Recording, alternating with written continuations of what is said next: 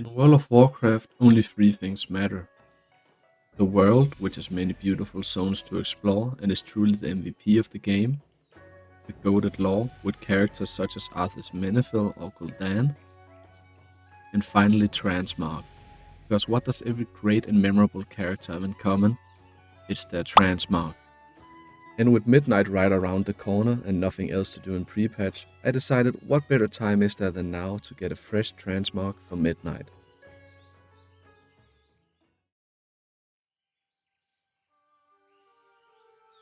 Now, I'm gonna be honest with y'all. I already had a specific transmog in mind, and I only needed two pieces for its completion.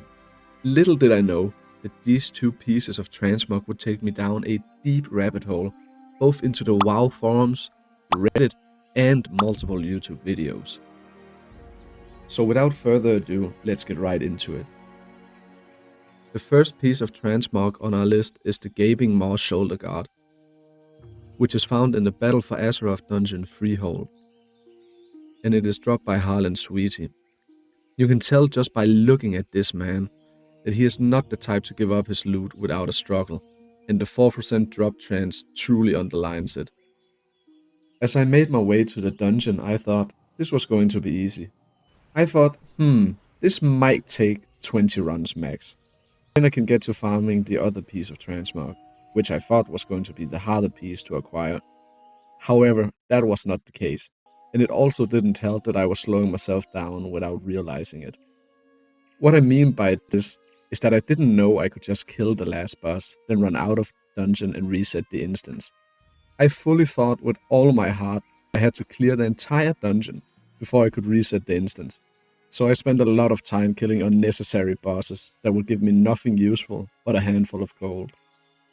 And I think I did this at least 8 times. So you can imagine my surprise when I finally tried skipping a boss and resetting the instance to see if it would work. And lo and behold, it did work. So as being tired of farming this dungeon a lot on my hunter, I decided to switch to my DH for a change of scenery, or at least different buttons to press. Now I farmed this dungeon a lot on my DH too, and after a lot of tries I got more and more worried, since I didn't see a single pixel of the shoulders, so I started to search for answers online, and it turns out I was not the only one with this problem. I found a Reddit thread where a user, who, who can, that guy, was having the same problem as me. And I found out by the most GigaChat user, Mr. Mustache 0502, that Azerite gear simply won't drop in dungeons unless you have the Heart of Azeroth. So this led me to my next adventure. How do I acquire the Heart of Azeroth? But before going down the rabbit hole that's how to get the Heart of Azeroth, I need time for a much needed break. Since the Love is in the Air event was up, I queued up to test my luck for the big pimp rocket. Sadly, no rocket dropped, just like the shoulders. But I didn't leave empty-handed. I got one of the new mounts from the event called Spring Butterfly. I took it for a ride, but quickly decided it wasn't for me and discarded of it. After my little break, I was ready to try again. I found out I needed the quest called A Dying World, which should have been easy to get according to all the YouTube videos I watched. But quickly I found out that it wasn't. So I went to the WoW forums instead, where someone mentioned to do the BFA intro quest, which I did. While I did that, I also looked up the quest on Wowhead and found out I had to talk to Nathana's Blightcaller for the quest, but he didn't have it. So I tried to brute force it by getting a piece of Azerite gear, thinking that would trigger the quest to pop up, but I realized I couldn't do the world quest, you see, to get the Azerite gear because I needed the Heart of Azeroth. Yippee! At this point I was already getting tired, but that didn't stop me. I thought, since I already did the BFA intro quest and Nathanos didn't have the quest, maybe it was moved to Magni Bronzebeard since the quest is now legacy content. So I made my way to Silithus to check out my theory, but sadly only disappointment awaited me in the zone. So I did some more digging, and someone on Wowhead mentioned that if Nathanos isn't offering you the quest, you need to complete the Dragonflight intro quests. I then went to Abyssian to start said intro quest, and skipped all his dialogue because I don't have time for all that. I was then sent to recruit some people, Also, Katka suddenly popped up and started rising up a local blood elf. Gods, arrest this handsome wizard. But I didn't stick around to see if he was successful since I had Transmog to farm. I did some more of the intro quests, and after completion I would go back to Nathanos to see if anything had changed. But same old, nothing had changed. You might be able to see I was getting a little frustrated after completing the Dragonflight intro quest didn't work. I tried a quest add-on that was supposed to help with getting the quest, but I wasn't smart enough to figure it out. So I got another idea.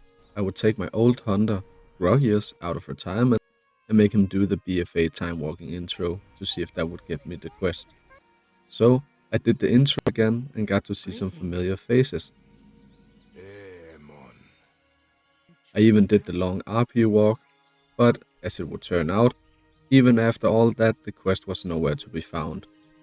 I went back on my other hunter to see if there was something I missed or if I could cheese the quest somehow, and I'm pretty sure I found a way to cheese it.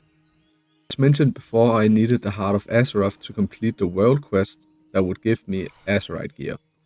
But for this one, I only needed to complete 4 world quests in Voldun to get a piece of Azerite gear. So, I went and killed some sandworms, the local wildlife, and 2 rares. After that, I was ready to check if my cheese method had worked. As I stood there ready to turn in the quest, tired and exhausted, it was all worth it, because it worked. I actually got the quest, so you already know I heartstoned as fast as I could.